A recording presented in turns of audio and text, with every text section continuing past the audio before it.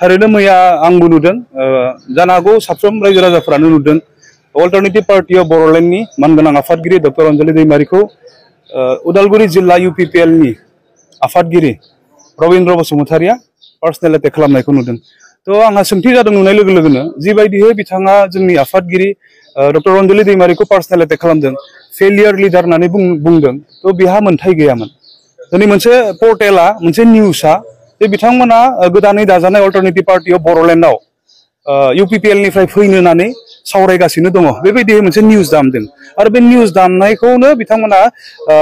अन्जलि दैमारि मेडामखौसो direct attack खालामबाय जेराव मेडामा मोनथिया बिसोरखौ सिनायखौनो मोना लिङाखैबो आरो मेडामा बुङाखै जे निउसआव बिथांमोना जोंजों जइन जाफैनो नागिरदों होननानै। तो बिदि सर्टेयावबो बिथांमोना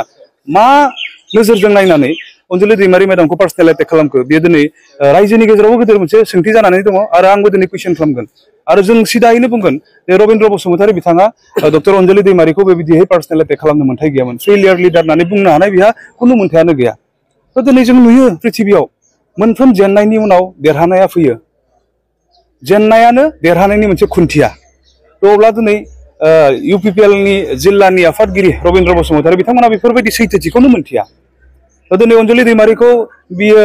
फेलियर लिडार होननानै बुंदों बर' माहारिनि गेजेराव सासे फेलियर लिडार होननानै बिथाङा बुंदों नाथाय बियो बेसेबांखिनि गनायजाथावना डक्टर अन्जलि दैमारिया सासे जाफुंसारनाय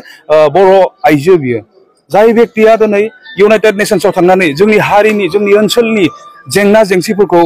मोनसे समाव रिप्रेजेन्ट खालामदों आरो जोंनि जेंनाफोरखौ बोस्रांनो नाजादों। तो बिहा गोबां अबदान दङ आरो बियो व्यक्ति हिसाबैबो जोबोद गोरों आरो दिनै बियो अल्टारनेटिभ पार्टी अफ बर'लेण्डनि आफादगिरिबाव गिबिसिन दिनै जानो हागौ आसामनिनो आइजो मोनसे पलिटिकेल पार्टीनि आफादगिरि महरै बिथाङा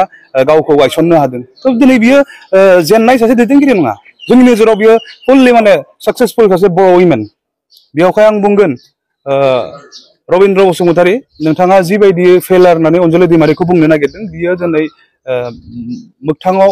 सैथो नङा आरो नोंथाङा फेलियर होनना बुंनो नागिरनायनि सिगांनो नोंथांनि जि प्रनाउन्सिएसन बेखौ थिग खालामग्रोना लानाया मोजां। जोङो जोंनि दिनै गासैबो दैदेनगिरिफ्रा बुंलांबाय जे बड'लेण्डआव गोजोना फैबाय ৩০ তারিখ ক'ব বিচাৰিছো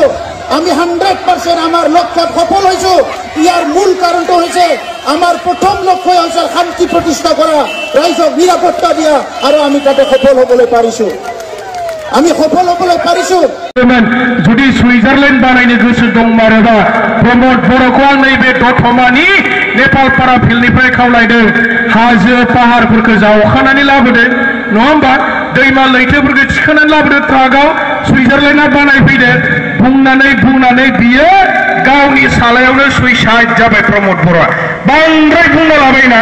নিজৰ জীৱা পিছলি प्रमद बड़ डांगरिया निजर जीवने सुइसाइड এই সুইসাইডের একটা শব্দ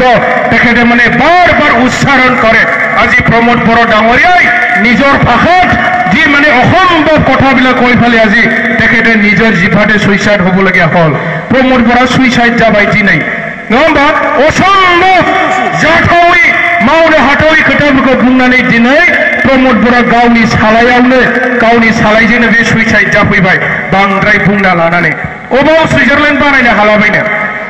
दा बेबायदि माने गोबां नंखाय बाखाय खोथा बुंनानै 2020 सनाव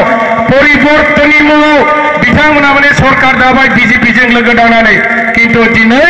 रायजो राजानो जेबो मोजां खामानि मावनो हायासै आरो BPMआ थांनाय 2003 सनाव BTC एकर्डनि गेजेरजों 6 शेड्युल जिखिनि पावार एन्ड फांसन